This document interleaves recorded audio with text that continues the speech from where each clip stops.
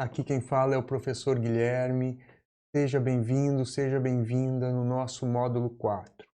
Esse módulo eu considero o néctar deste curso. Por quê? Claro que nós nos preparamos conscientemente sobre várias coisas importantes que é preciso ter consciência, porque não basta somente estudarmos, termos esquemas de estudo se nós não estivermos mentalmente fortes para conseguirmos enfrentar todos os desafios durante a graduação. Neste módulo, eu vou te explicar tudo o que está relacionado com a qualidade e o aproveitamento dos seus estudos no momento de se preparar para uma avaliação e também no momento de criação ou de construção de um trabalho. É muito importante que você tenha consciência de tudo que envolve o processo de criação de um trabalho e também de preparação para uma avaliação. Então nós vamos no decorrer destas aulas ver várias coisas super importantes que você precisa simplesmente colocar em prática em todos os seus trabalhos, em todas as suas preparações para as avaliações. Então, estudando com eficiência, parte 1, introdução. Preparando o seu ambiente de estudo. Isto aqui é muito, muito, muito importante. Muito importante mesmo. Por quê?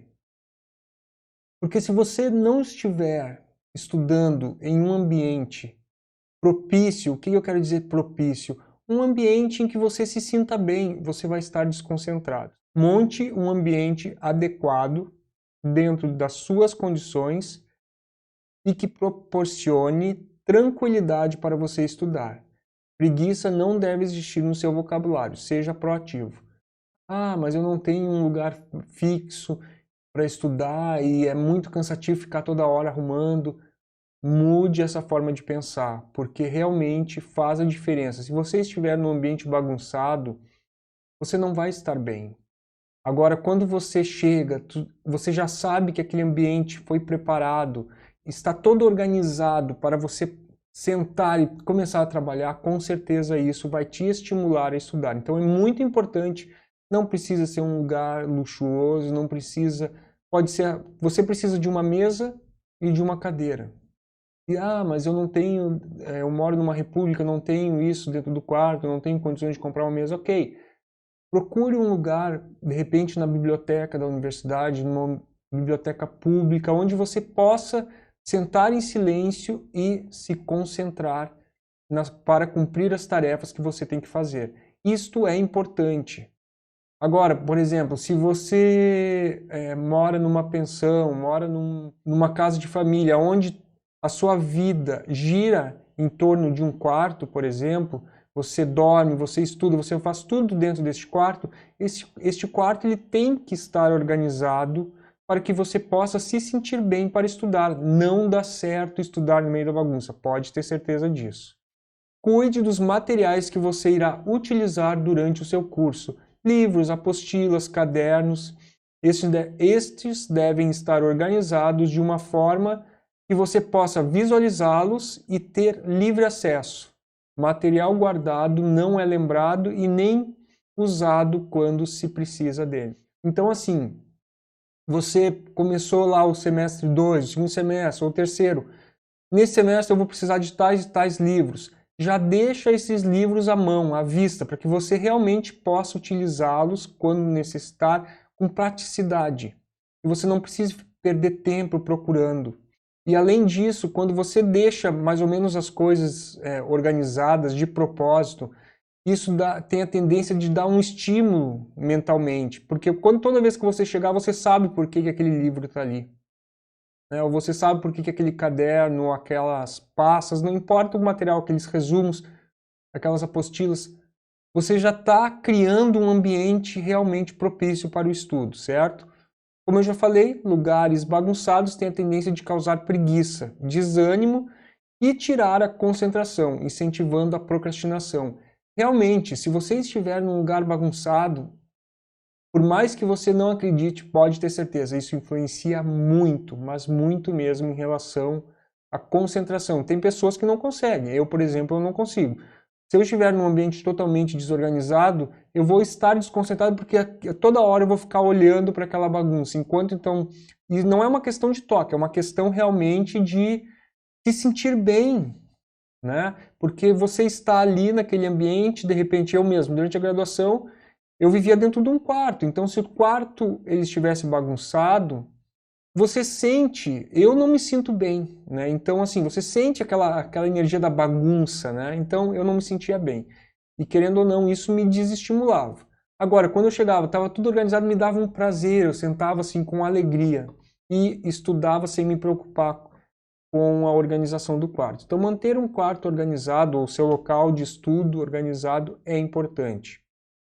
Estude em um ambiente arejado, com boa iluminação e que você esteja sentado confortavelmente. Isso não significa luxo, significa bem-estar. Olha só, é muito importante você estar num lugar bem iluminado, né, um lugar arejado para que você também possa se sentir bem, né, e não também num lugar totalmente escuro, você vai estar forçando a sua visão. Um exemplo bem simples. Uma vez eu conheci quando eu morei 9 meses na Índia, eu conheci um menino lá e ele estava feliz por estar na Índia porque aquele calor para ele era algo maravilhoso. E quando ele passa o ano na Sibéria, a maior parte do ano eles pouco veem a luz do sol. Então, estar naquele ambiente iluminado, estar naquele ambiente com mais luz, realmente fazia com que ele se motivasse, ficasse muito mais feliz. Você imagina morar, por exemplo, no Alasca, que tem pouco sol. Claro que as pessoas que nascem lá acabam se acostumando, mas ou num ambiente sempre chuvoso e você pega pouco sol, querendo ou não, isso tem a tendência em te deixar mais introspectivo, até mesmo mais depressivo, né? Então, estudar num ambiente assim bem iluminado também faz a diferença. Não tenha televisão ou celular no ambiente de estudo.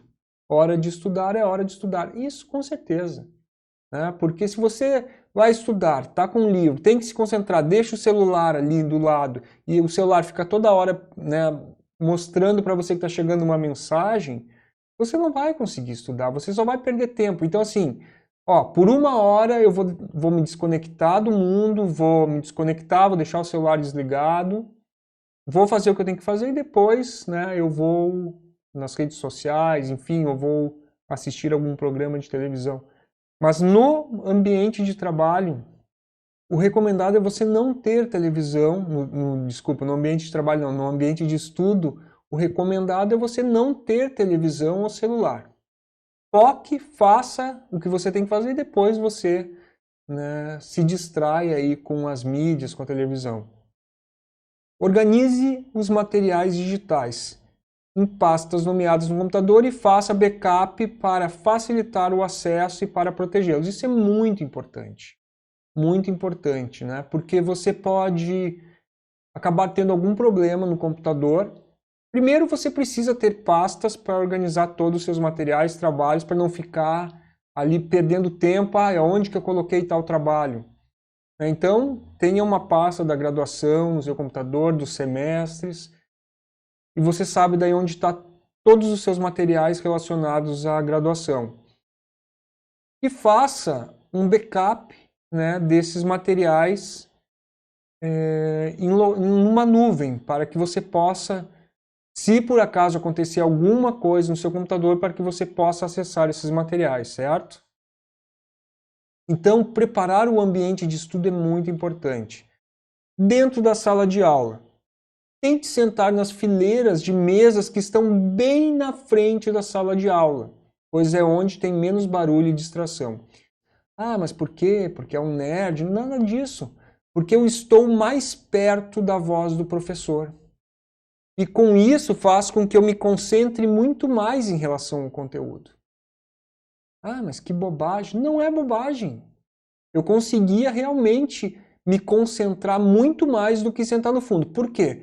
Porque se tiver pessoas conversando, elas vão estar para trás de você. E não... Agora, se você estiver para trás delas, além da voz do professor, você estará recebendo diretamente a voz dessas pessoas também. Então, sente na frente, você vai se concentrar. Além disso, você vai ter menos distrações, né? Porque quando você está sentado atrás, você consegue ver toda a turma. Então, se tiver pessoas ali se distraindo, fazendo o que estiverem brincando ou sei lá o que, essas pessoas vão estar chamando a sua atenção. Então, sente bem na frente e coloque o seu foco no que está sendo explicado e no docente, certo? Isso é uma dica, eu sempre fiz e sempre me ajudou muito. Além disso, também como eu já falei, né? É o lugar onde você vai estar mais próximo da voz do docente e isso vai te ajudar com a concentração. As aulas devem servir para eliminar dúvidas e não somente para ter contato aos conteúdos.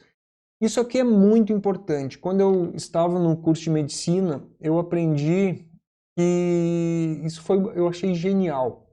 E eu nunca tinha pensado nisso.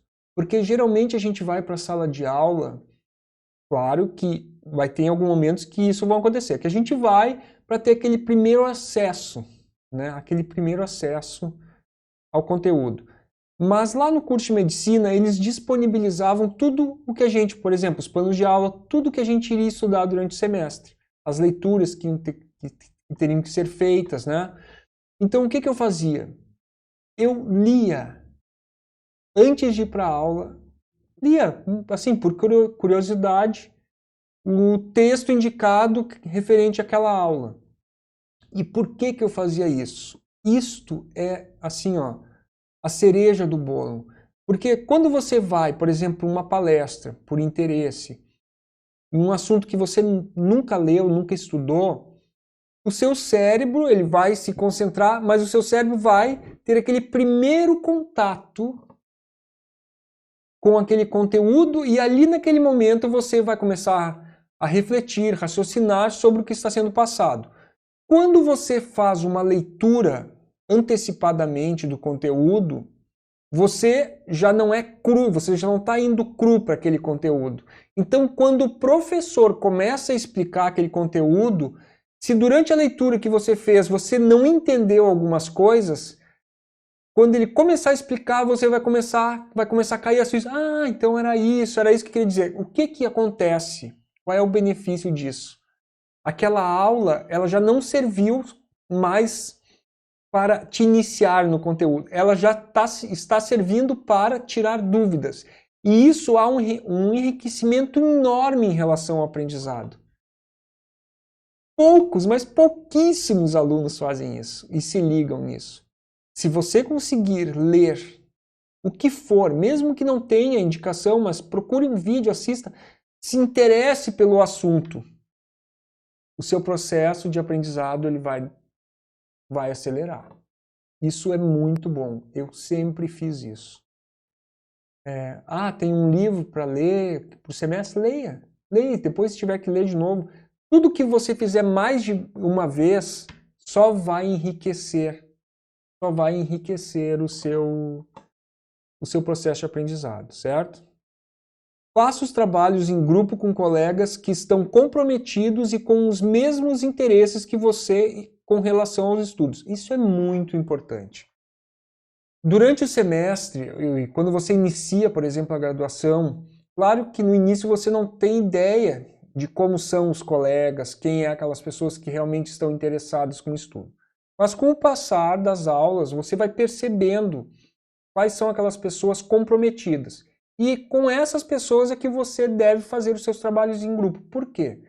Porque da mesma forma que um trabalho em grupo pode ser muito bom e pode te ajudar muito no processo de aprendizado, também pode te atrapalhar, pode te estressar. Se tu pega um grupo de alunos que realmente não estão nem aí e não fazem nada e que ainda você vai ter que carregar nas costas, isso só vai ser um estresse e com certeza a apresentação desse trabalho não será da melhor qualidade que vocês poderiam fazer, né? Então, procure fazer trabalhos com alunos que realmente estão dedicados aos estudos. E outra coisa, quando você reconhece e tem essas afinidades, né, de parceria para os trabalhos, geralmente é aquele grupo que você vai iniciar a graduação fazendo os trabalhos e vai finalizar a graduação fazendo os trabalhos. Comigo foi assim.